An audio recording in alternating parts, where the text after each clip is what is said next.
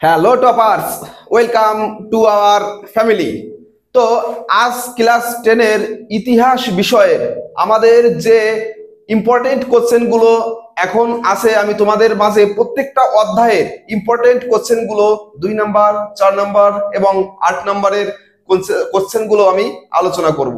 তো দেখো, আমি আজ তোমাদের প্রথম অধ্যায়ের কোশ্চেন আলোচনা করব এভাবে, ঠিক যে 8টা অধ্যায় আমাদের পরীক্ষায় আছে, প্রত্যেকটা অধ্যায় ব্যাক টু ব্যাক আমি তোমাদের মাঝে আলোচনা করব। এবং হ্যাঁ, তুমি যদি এই কোশ্চেন গুলো খুব সুন্দর করে পড়ো, তাহলে তুমি 100% প্রত্যেকটা কোশ্চেন এখান থেকে কমন পাবে। তো চলো আমরা এখন আলোচনা করি প্রথম অধ্যায়ের যে ইম্পর্টেন্ট কোশ্চেন গুলো আছে 2 নাম্বার এবং 4 নাম্বারের সেগুলো। এবং আমি লাস্টে একটা ভিডিও মাধ্যমে 8 নাম্বারের মাত্র 5টা কোশ্চেন পরে কিভাবে তুমি একটা কোশ্চেন কমন পাবে, সেই একটা ভিডিওর মাধ্যমে আমি 8 নাম্বারের কোশ্চেন গুলো তোমাদের দিয়ে দেবো।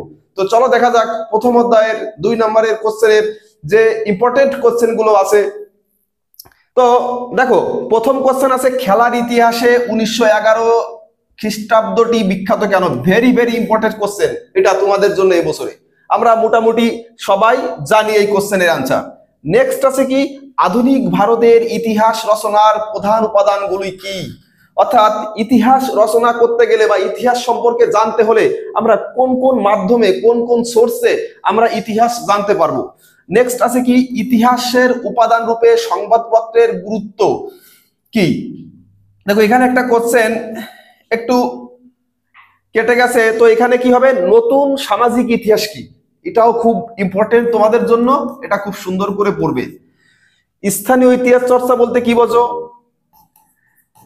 ব্রিটিশ সরকার কেন 1898 খ্রিস্টাব্দে সোমপ্রকাশ সাময়িক পত্রের প্রকাশ বন্ধ করে দেয়? ভেরি ভেরি ইম্পর্টেন্ট কোশ্চেন তোমাদের জন্য এটা 2 নাম্বারের, এবং এটা অনেক পরীক্ষায়, অনেক স্কুলের টেস্ট পরীক্ষায় অবশ্যই এই কোশ্চেনটাই বছর থাকবে।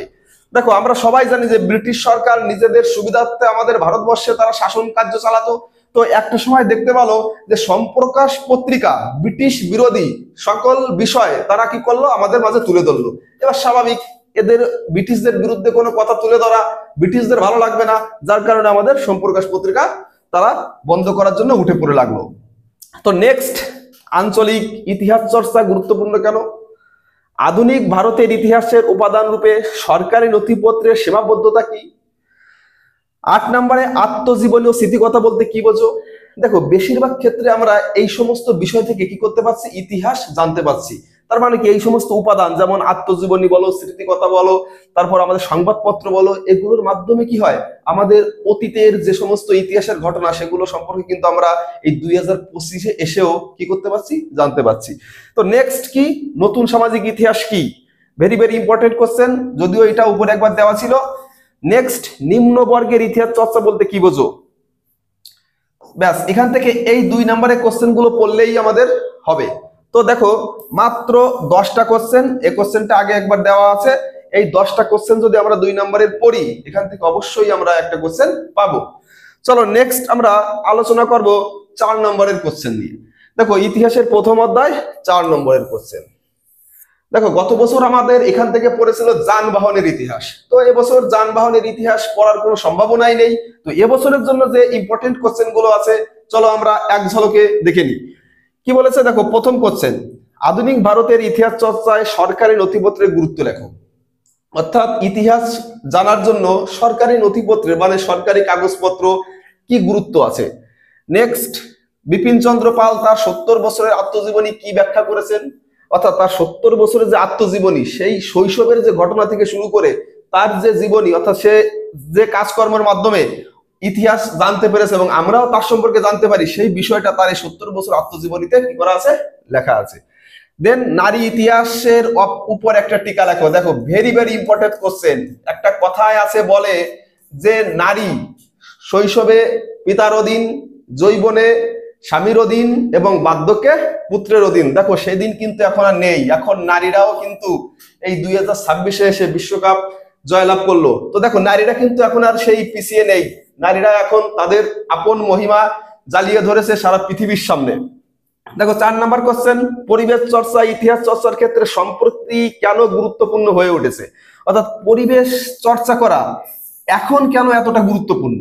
এটা আমরা সবাই জানি, কেননা বর্তমান যে পৃথিবীর তাপমাত্রা দিন দিন বেড়ে যাচ্ছে, যদি আমরা সম্প্রতি সচেতন না থাকি তাহলে কিন্তু আমাদের পরিবেশের তাপমাত্রা আরো বেড়ে যাবে এবং ভবিষ্যতে কিন্তু আমরা একটা মারাত্মক সমস্যার ভিতরে পড়তে যাচ্ছি। সেজন্য অবশ্যই আমাদের কি করতে হবে, পরিবেশ ইতিহাস চর্চা সম্পর্কে সম্প্রতি সজাগ থাকতে হবে। নেক্সট, আধুনিক ভারতের ইতিহাসের উপাদান হিসাবে সংবাদপত্র সাময়িক পত্রের গুরুত্ব কি? ভেরি ভেরি ইম্পর্টেন্ট কোশ্চেন আছে এটা। এটা কিন্তু আমাদের 2 নম্বরেও আছে। আমরা 2 নম্বরের জন্য একটু ছোট করে লিখবো, যদি 4 নম্বরে আছে তুলনামূলকভাবে একটু বড় করে লিখবো। নেক্সট, আধুনিক ভারতের ইতিহাসের উপাদান হিসাবে সরলা দেবী চৌধুরানীর আত্মজীবনী জীবনের ঝরাপাতা এর গুরুত্ব কি? Very very important question. Next কি, আধুনিক ভারতের ইতিহাসের উপাদান হিসাবে সংবাদপত্র, দেখো এই কোশ্চেনটা আগেও একবার দেওয়া আছে। মোটামুটি এখানে আমাদের যে 5টা কোশ্চেনের 8টা কোশ্চেনের ভিতরে 6টা কোশ্চেন আছে ইম্পর্টেন্ট, সেই 6টা কোশ্চেন অবশ্যই আমাদের খুব ভালো করে পড়তে হবে। এবং লাস্ট আছে কি, letter from a father to his daughter ইতিহাসের উপাদান হিসেবে কতটা গুরুত্বপূর্ণ আমরা সবাই জানি। জওহরলাল নেহেরু তার কন্যাকে উদ্দেশ্য করে এই চিঠিটা লিখেছিল এবং যা এখন ইতিহাসের একটা বাস্তব দলিল হিসাবে রয়েছে।